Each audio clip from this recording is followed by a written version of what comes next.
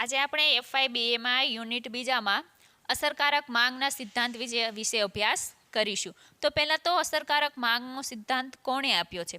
તો કેન્સ નામના જે અર્થશાસ્ત્રી છે એને અસરકારક માંગનો સિદ્ધાંત આપ્યો છે. એને માંગને કેન્દ્ર સ્થાન આપ્યું છે. શા માટે કે માંગ કોને કહેવાય? અસરકારક માંગ એટલે આપણે કોઈ વ્યક્તિની માંગ હોય તો એને અસરકારક માંગ ન કહેવાય, પરંતુ આખા સમાજની માંગ હોય તો એને આપણે અસરકારક માંગ કહેવાય છે. કે કેન્સના સિદ્ધાંતોમાં અસરકારક માંગનો સિદ્ધાંત છે એ કેન્દ્રવર્તી સ્થાન ધરાવે છે. અસરકારક માંગના ખ્યાલનું મૂળ વસ્તીના સિદ્ધાંતના પુરસ્કર્તા ટી.આર. માલ્થસના લખાણમાં જોવા મળે છે. જો કે અસરકારક માંગનો સિદ્ધાંત છે એ વ્યવસ્થિત રૂપે જો રજૂ કરનાર કોઈ હોય તો એ પ્રોફેસર કેન્સ છે. અસરકારક માંગના સિદ્ધાંત દ્વારા તેણે ઉત્પાદન રોજગારીની સપાટી કેવી રીતે નક્કી થાય છે તેની તાર્કિક સમજૂતી પૂરી પાડી છે. મૂડીવાદી અર્થતંત્રમાં આર્થિક પ્રવૃત્તિની સપાટી કેવી રીતે નક્કી થાય છે તે અસરકારક માંગના સિદ્ધાંત દ્વારા સમજાવી શકાય છે. તો પહેલાં સૌપ્રથમ આપણે જોઈએ તો અસરકારક માંગ એટલે શું તેની વ્યાખ્યા દ્વારા સમજૂતી મેળવી લઈએ. તો અસરકારક માંગ એટલે કોઈ એક વ્યક્તિની માંગ નહીં, પરંતુ સમગ્ર સમાજની માંગ. તો સમગ્ર સમાજની માંગ હોવાના કારણે આપણે તેને કુલ માંગ પણ કહેવામાં આવે છે. કુલ માંગ વપરાશ માંગ માટેની માંગ અને મૂડીરોકાણ માટેની માંગનો સરવાળો. વસ્તુઓ એટલે વપરાશી વસ્તુ અને મૂડીગત વસ્તુ. તો વપરાશી વસ્તુ છે એ કોને કહેવાય? કે આપણા વપરાશમાં આવતી હોય, જેનો ઉપયોગ કરી શકતા હોય. મૂડીગત વસ્તુ એટલે કે જે સોનું, ચાંદી, હીરા, ઝવેરાત છે એને આપણે મૂડીગત વસ્તુ કહેવાય છે. તો એનો સરવાળો છે એને આપણે કુલ માંગ કહેવામાં આવે છે. આમ સમગ્ર સમાજની વપરાશી વસ્તુ અને મૂડીગત વસ્તુઓ માટેની જે માંગ થાય છે તેને આપણે અસરકારક માંગ કહેવાય છે. માંગને ખરીદ શક્તિ સાથે સંબંધ છે અને ખરીદ શક્તિને આવક સાથે સંબંધ છે. કે દાખલા તરીકે કોઈ વ્યક્તિની આવક ઓછી છે તો એની ખરીદ શક્તિ ઓછી હશે, અને દિવસે ને દિવસે તેની આવકમાં જો વધારો થતો જશે તો એની ખરીદ શક્તિમાં પણ વધારો થયેલ જોવા મળે છે. તો આપણે એક ઉદાહરણ આપ્યું છે કે કુલ આવક આપી છે અને સામે કુલ માંગ છે, બંને કરોડમાં આપી છે. કોઈ વ્યક્તિની કુલ આવક છે એ 10,000 છે તો સામે એની કુલ માંગ 8,000ની થાય છે. કુલ આવક વધીને 12,000 થાય છે તો કુલ માંગમાં પણ વધારો થાય છે 9,600. તો એવી રીતે કુલ આવક જ્યારે 16,000ની બને છે ત્યારે એની કુલ માંગમાં પણ વધારો થાય છે, એટલે કે માંગનું પ્રમાણ બને છે 14,500. તો આવી રીતે જો અર્થતંત્રમાં જોઈએ તો આવકની સપાટી જેમ જેમ વધતી જાય છે તેમ તેમ આપણે કુલ માંગમાં પણ વધારો થયેલ જોવા મળે છે. ત્યાર પછી આપણે માંગ, ઉત્પાદન અને રોજગારી વિશે જાણીએ. તો અસરકારક માંગ છે એ અર્થતંત્રમાં ઉત્પાદન સપાટીનું નિર્ધારણ કરે છે. જો અર્થતંત્રમાં કુલ માંગ કરતાં કુલ પુરવઠો ઓછો હોય તો કુલ પુરવઠો વધારવાથી નફામાં ફાયદો થાય છે. એટલે અર્થતંત્ર જે આપણું છે એમાં કુલ માંગ કરતાં કુલ પુરવઠો કેવો છે? ઓછો છે. હવે પુરવઠો ઓછો હશે તો વસ્તુની કિંમતમાં શું થશે? વધારો થશે. એટલે જે પુરવઠાકાર છે એના નફામાં વધારો થયેલ જોવા મળે છે. હવે આનાથી ઉલટું, જો કુલ માંગ કરતાં કુલ પુરવઠો વધુ હશે તો પુરવઠાકારના નફામાં શું થશે? ઘટાડો થશે. કારણ કે જેટલું પુરવઠો આપણી પાસે બજારમાં છે એટલા પ્રમાણમાં સામે વસ્તુની માંગ ન હોવાના કારણે આપણે ઉત્પાદક છે એને આપણને શું જોવા મળે છે? નફાના પ્રમાણમાં ઘટાડો થયેલ જોવા મળે છે. આમાં ઉદાહરણ પણ આપ્યું છે કે કુલ માંગ છે એ 9,600 કરોડની છે તો સામે પુરવઠો કેટલો છે? 9,600 કરોડની કિંમત કરવાથી મહત્તમ નફો મળે છે. હવે આ હકીકતોને તપાસીએ તો ઉત્પાદન અને રોજગારી વચ્ચે કેવો સંબંધ છે? તો અર્થતંત્રમાં રોજગારીનો આધાર ઉત્પાદનના પ્રમાણ પર રહેલો હોય છે. જો ઉત્પાદન વધે તો રોજગારીનું પ્રમાણ પણ વધે છે, ઉત્પાદન ઘટે તો રોજગારીનું પ્રમાણ પણ ઘટે છે. તો એવી રીતે જોઈએ તો ઉત્પાદન અને રોજગારી વચ્ચે આપણને સીધો સંબંધ જોવા મળે છે.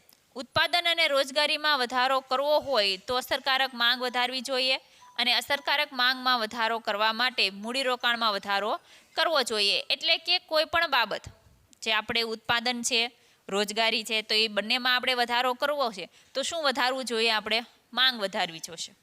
હવે ઉત્પાદન વધારવું છે તો ઉત્પાદન આપણે રાતોરાત વધારી શકીએ, પરંતુ સામે એની માંગ વધવી જોઈએ તો જ આપણું ઉત્પાદન વધેલું છે એ ઉત્પાદકોને નફો પ્રાપ્ત કરે છે. એટલે કે ઉત્પાદન વધારવું છે, રોજગારી વધારવી છે તો સૌપ્રથમ આપણે અસરકારક માંગમાં વધારો કરવો જોઈએ. તો આવી રીતે અસરકારક માંગ વધશે તો મૂડીરોકાણમાં પણ આપોઆપ વધારો થયેલ જોવા મળે છે. હવે આ અસરકારક માંગ કયા કયા પરિબળો દ્વારા નક્કી થાય છે? તો અસરકારક માંગ છે એ માત્ર બે પરિબળો દ્વારા નક્કી થાય છે, કુલ માંગ કિંમત અને કુલ પુરવઠા કિંમત. તો જેવી રીતે આલ્ફ્રેડ માર્શલે રજૂ કરેલા કિંમત નિર્ધારણના સિદ્ધાંતમાં વસ્તુની કિંમત માંગ અને પુરવઠા દ્વારા નક્કી થાય છે, તેવી જ રીતે કેઇન્સના સિદ્ધાંતમાં અસરકારક માંગ છે એ કુલ માંગ કિંમત અને કુલ પુરવઠા કિંમત દ્વારા નક્કી કરવામાં આવે છે. હવે માર્શલનો જે સિદ્ધાંત હતો એ કિંમત નિર્ધારણનો. કિંમત નિર્ધારણ એટલે કે શું? તો કોઈ પણ વસ્તુની કિંમત નક્કી કરવી. તો એ કોના દ્વારા નક્કી થતી હતી? કે માંગ અને પુરવઠા દ્વારા કિંમત નક્કી કરવામાં આવે છે. તો માંગ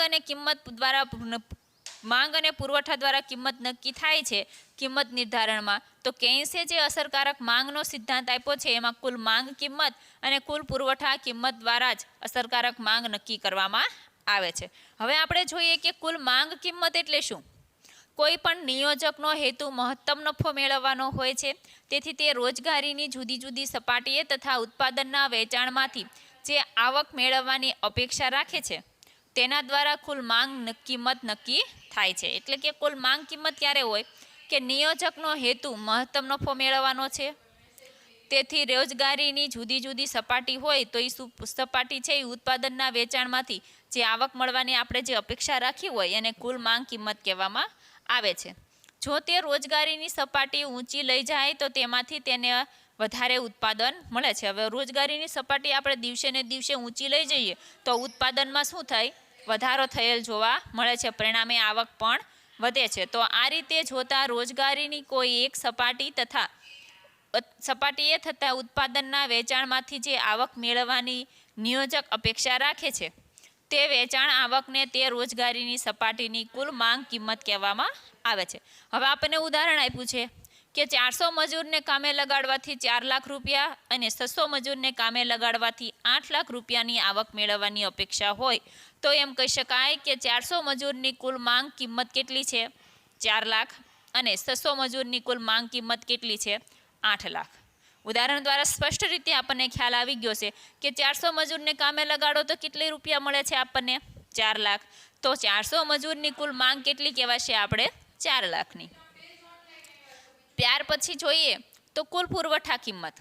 તો રોજગારીની કોઈ એક સપાટીએ કામ કરવા માટે નિયોજકને પ્રોત્સાહન મળી રહે તેટલી પ્રાપ્ત થવી જોઈતી ન્યૂનતમ આવકને કુલ પુરવઠા કિંમત કહે છે.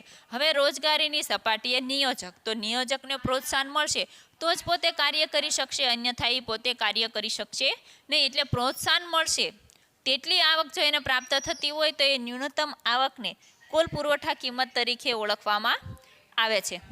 રોજગારીની ઊંચી સપાટીએ કામ કરતી આપતી નિયોજકને ઉત્પાદનના સાધનોની વધારે પ્રમાણમાં જરૂર પડે છે, પરિણામે તેનું કુલ ખર્ચ વધે છે. તેથી વધારાના મજૂરોને કામે લગાડવાથી જે ઉત્પાદન વધે છે તેનું વેચાણ કરવાથી સામાન્ય નફો પ્રાપ્ત થતો હોય તે વધારાના મજૂરને કામે લગાડે છે. એટલે ઘણીવાર એવું બને છે કે આપણને મજૂરોને કામે લગાડ્યા છે તો એને મજૂરોને કામે લગાડ્યા છે તો દિવસે ને દિવસે એની શું કરવાનું? આવકમાં વધારો થાય એટલા પ્રમાણમાં એ પોતે શું કરશે? કામ કરશે. એટલે મજૂરને કામે લગાડવાથી દિવસે ને દિવસે રોજગારીમાં શું થશે? વધારો થશે. કારણ શું? કે મજૂર કામે લાગશે એટલે ઉત્પાદન વધશે. ઉત્પાદન વધશે એટલે પોતે શું કરશે? એનું વેચાણ કરશે. વેચાણ કરી અને દરેક વ્યક્તિ એની ખરીદી કરશે. એટલે એવી રીતે ફરીવાર એની પાછી જરૂરિયાત ઉદ્ભવે છે. તો હવે જોઈએ કે કુલ માંગ કિંમત રેખા. તો રોજગારીની જુદી જુદી સપાટીએ પ્રાપ્ત થતી કુલ માંગ કિંમતની યાદી તૈયાર કરી શકાય છે, જેને કુલ માંગ કિંમત અનુસૂચિ કહેવામાં આવે છે. કે આ અનુસૂચિને આધારે કુલ માંગ કિંમત રેખા દોરી શકાય છે. જેમ રોજગારીનું પ્રમાણ વધે છે તેમ ઉત્પાદન પણ વધે છે, પરંતુ ઘટતા મળતરના નિયમને આધારે અમુક તબક્કા પછી ઉત્પાદનમાં જો વધારો થતો હોય તો રોજગારીમાં થતા વધારા કરતાં ઓછો રહે છે. પરિણામે હવે વધેલી રોજગારી દ્વારા ઉત્પાદિત વસ્તુઓના વેચાણમાંથી થતી વધારાની આવકનું પ્રમાણ પણ રોજગારીના વધારા કરતાં ઓછું રહે છે.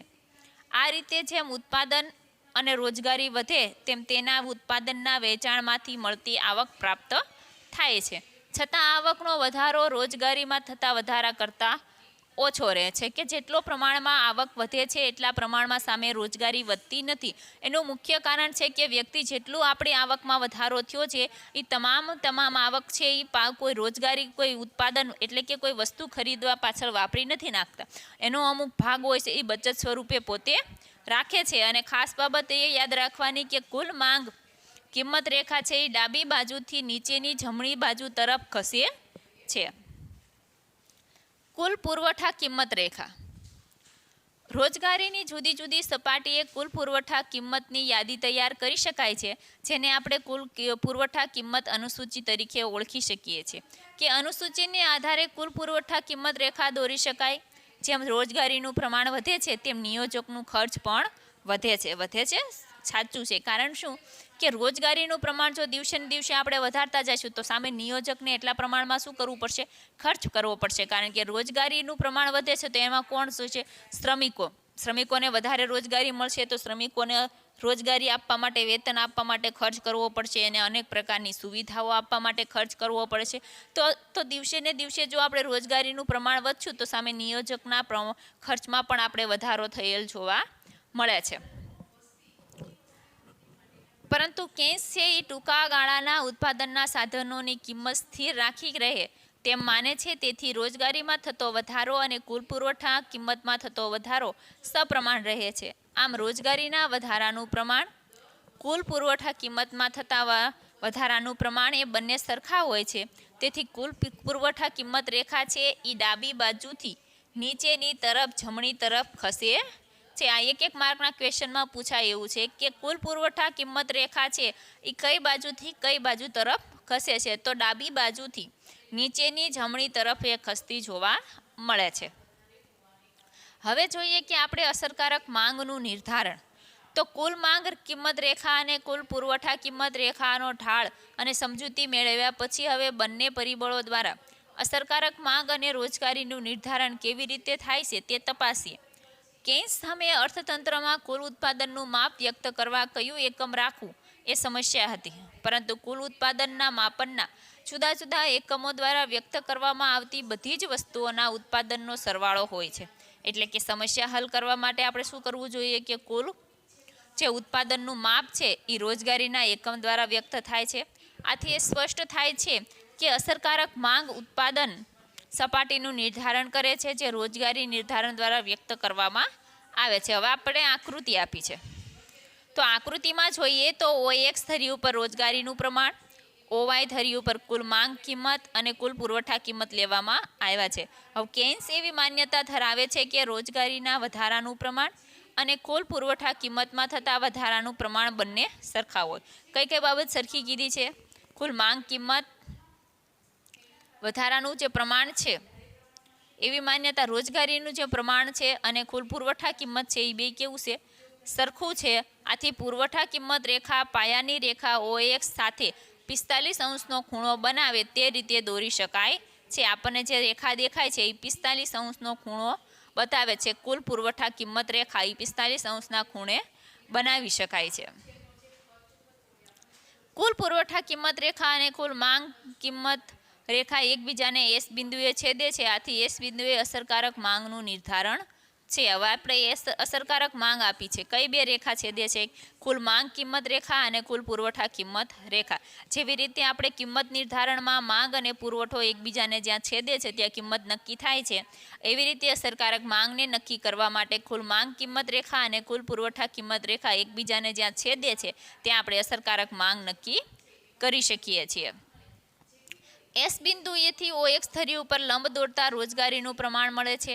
આકૃતિમાં જોઈ શકાય છે કે જ્યારે અસરકારક માંગ S બિંદુએ નક્કી થાય છે ત્યારે તેને લીધે OE જેટલી રોજગારીનું પ્રમાણ જોવા મળે છે. O થી E જેટલું શું મળે છે? આપણને રોજગારીનું પ્રમાણ નક્કી થાય છે. કેટલી માંગ હોય છે? અસરકારક માંગ હોય ત્યારે. તો OM જેટલી રોજગારી આપવામાં આવે તો કુલ માંગ કિંમત FM જેટલી અને કુલ પુરવઠા કિંમત PM જેટલી થાય છે. અહીં કુલ માંગ કિંમત કરતાં કુલ પુરવઠા કિંમત વધી જાય છે. હવે કુલ પુરવઠા કિંમત વધે તો શું થાય? આવક કરતાં ખર્ચનું પ્રમાણ વધે છે. કારણ શું કે માંગનું પ્રમાણ ઓછું છે અને સામે પુરવઠાનું પ્રમાણ વધારે છે એટલે ખર્ચમાં વધારો થાય છે. તો એવી જ રીતે બીજું જોઈએ તો ON જેટલી રોજગારી હોય તો શું થાય? તો શું જોવા મળે આપણને? કુલ પુરવઠા કિંમત કરતાં કુલ માંગ કિંમત વધુ છે. તો બીજી રીતે કહીએ તો અહીં ખર્ચ કરતાં આવકનું પ્રમાણ વધારે છે. ON જેટલી આપણે રોજગારીનું પ્રમાણ વધારીએ તો આપણને આવક કરતાં ખર્ચનું પ્રમાણ ઓછું અથવા તો ખર્ચ કરતાં આવકનું પ્રમાણ વધારે જોવા મળે છે. ઉપરયુક્ત વિશ્લેષણને આધારે કહી શકાય કે પૂર્ણ હરીફાઈના સંજોગોમાં જ્યાં કુલ માંગ કિંમત કુલ પુરવઠા કિંમત સરખા થાય છે, અર્થાત કુલ આવક અને કુલ ખર્ચ બંને જ્યાં સરખા થાય છે ત્યાં અસરકારક માંગ નક્કી થાય છે.